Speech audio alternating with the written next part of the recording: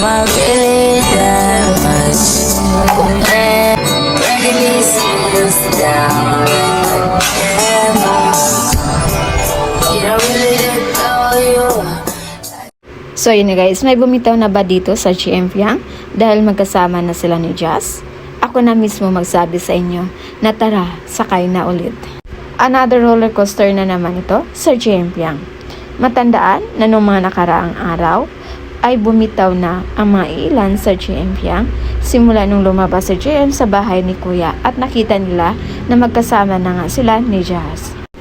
Pero sa bagong update ngayon ni GM, sasakay na daw ulit sila sa GM Fiang dahil ganito yung sinabi ni GM.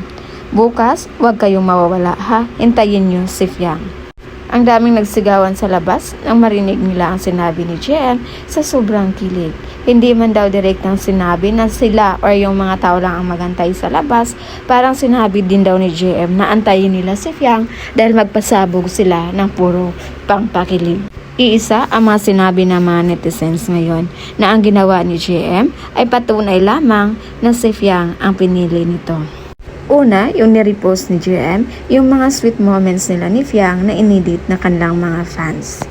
Pangalawa, ingat na ingat daw si GM na hindi siya mapalapit ni Jazz na sila lang dalawa dahil ayaw niya itong ma-issue dahil nirespeto niya si Fiang.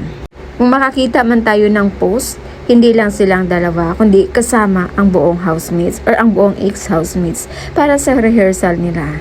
At dagdag pa ng mga fans ng GM Fiang ngayon na pilit sinisira ng mga supporters ng GM Jazz ang GM Fiang dahil may nilabas sila na edited photos kung saan magkalapit daw ang mukha ni na GM at Jazz. Pero since hindi maniniwala ang mga netizens dahil iba daw yung nakikita nila sa kilos ni GM ngayon.